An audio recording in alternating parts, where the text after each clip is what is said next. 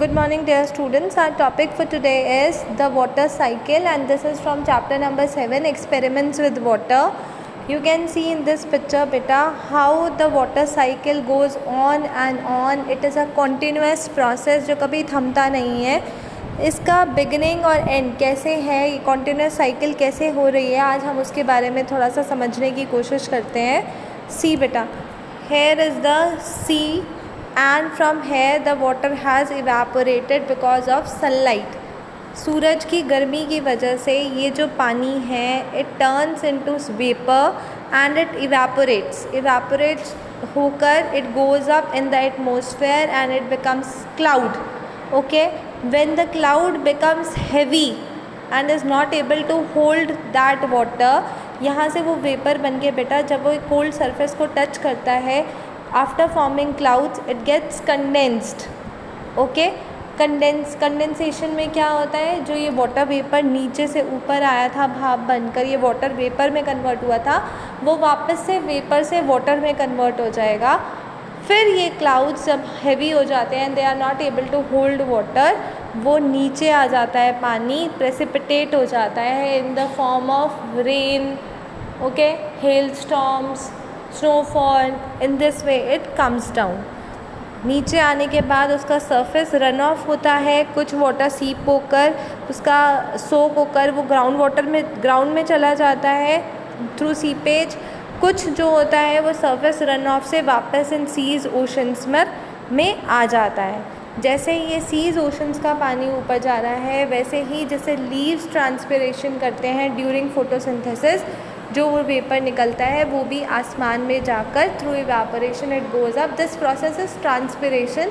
It goes up, okay, gets condensed, forms clouds and these clouds when get heavy the water comes down in the form of rain, hailstorms, etc. It gets precipitated.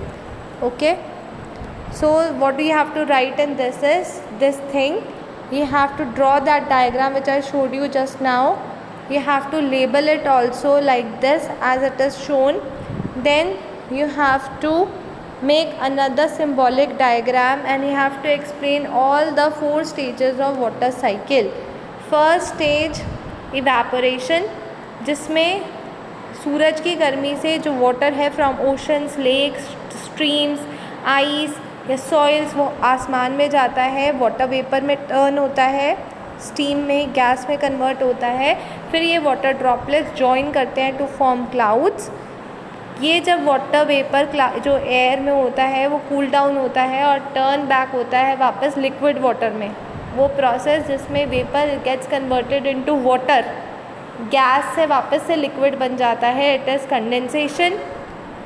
Precipitation में जहाँ पर यही water in the form of rain, snow, hail और sleet it falls from the clouds in the sky. और lastly collection होता है जब ये वाटर नीचे आ जाता है क्लाउड से, हेल, स्नो या रेन की तरह या स्लीट की तरह, और वापस कलेक्ट हो जाता है ओशंस, रिवर्स, लेक्स, स्ट्रीम्स में. कुछ सोक भी हो जाता है ग्राउंड में और वो कलेक्ट हो जाता है as underground water. So this water cycle is powered by the sun's energy. ये कैसे पावरिंग होती है, कहाँ से शुरुआत होती है, when the water gets evaporated because of the sun's heat. तो सन की एनर्जी की वजह से इस पूरी साइकिल को एनर्जी मिलती है. और बाय ग्रेविटी क्यों, क्योंकि जो पानी ऊपर गया है वो ग्रेविटी की वजह से वापस नीचे आ जाता है.